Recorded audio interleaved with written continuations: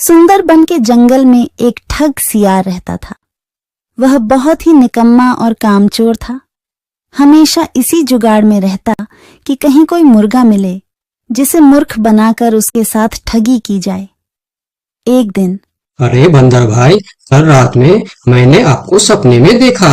अरे रहने दे सियार, तू अपना सपना अपने पास रख और मुझे जाने दे। ऐसा बोलकर बंदर चला गया। धीरे धीरे सारे जानवर सियार की हरकत को जान चुके थे, इसलिए कोई भी जानवर उसकी बातों में नहीं आता था। अब सियार समझ चुका था कि इस जंगल में उसकी दाल नहीं गलने वाली, इसीलिए वह दूसरे जंगल जाने का निश्चय किया और अगले दिन सियार अपने जंगल को छोड़कर दूसरे जंगल की तरफ निकल पड़ा।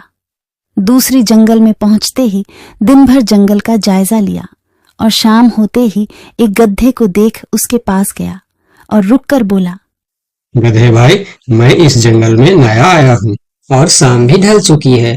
क्या मुझे एक रात रुकने के लिए आपके पास शरण दे सकते हो? हाँ हाँ, क्यों नहीं। अभी तो तुम इस जंगल में नए हो और हमारे लिए मेहमान हो, और मेहमान तो भगवान के समान होते हैं। ऐसे कहते हुए गधे ने सियार को अपने पास रोक लिया और उसे सम्मान के साथ भोजन कराया। भोजन करने के बाद दोनों आपस में बातें करने लगे। सियार ने गधे से बोला, अरे गधा भाई, इस जंगल में पीपल के पेड़ के पास एक तालाब है, जानते हो उसके बारे में? हाँ हाँ, पीपल के पास एक तालाब है। वह तालाब कीचड़ से भरा पड़ा हुआ है। उसका पानी भी बहुत गंदा हो चुका है। यहाँ का कोई भी जानवर उसका पानी नहीं पीता है। सियार ने अपनी आवाज को धीमा करते हुए बोला, क्या तुम जानते हो, वह सोने चांदी का तालाब है। उसके अंदर ढेर सारा सोना और चांदी छुपा है और उस तालाब का मालिक मैं ही हूँ। सियार का बात सुन गधे ने चौंक के बोला, ये तुम क्या बोल रहे हो सियार भाई? तालाब भी कहीं सोने और चांदी का होता है? मैं भी ऐसे ही सोच रहा था। मुझे भी इस तालाब के बारे में कोई जानकारी नहीं था, लेकिन कुछ ही दिन पहले मेरे पिताजी मरने से पहले सारे संपत्ति मेरे नाम की, उसमें यह तालाब भी है। और आज मैं अपनी संपत्ति देखने के लिए ही यहाँ पर आया हूँ। यकीन नहीं होता तो यह थैली में देख लो, जो मैंने अभी इस तालाब से निकाला है। सोने के गहने निकालकर गधे को दिखाया, जो उसे ठगने के लिए उसने अपने साथ लेकर आया था। गहने को देखकर गधे को सियार के बात पर विश्वास हो गया और बोला, अरे हाँ, ये तो सचमुच सोने चांदी का है। तब तो तुम बड़े ही भाग्यशाली हो, इसलिए तुम्हारे पास ये सोना चांदी का तालाब है।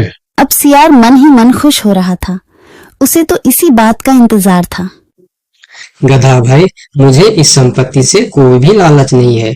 मेरे पास मेरे जंगल में और बहुत सारे संपत्ति है जो मेरे पिताजी ने मेरे लिए छोड़कर गए हैं।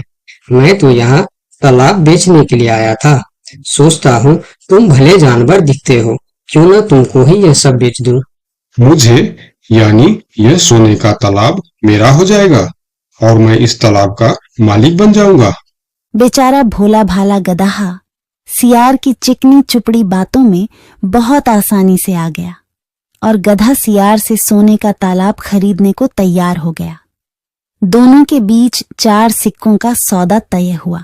ठीक है सियार भाई, मैं अभी जाकर हिरन के पास से 4 सिक्का लेकर आता हूँ। मेरे पास अपना घर न होने के कारण मैं अपनी सारी कमाई हिरन के पास ही रखता हूँ, और जब भी मुझे जरूरत पड़ता है मैं उससे ले लेता हूँ।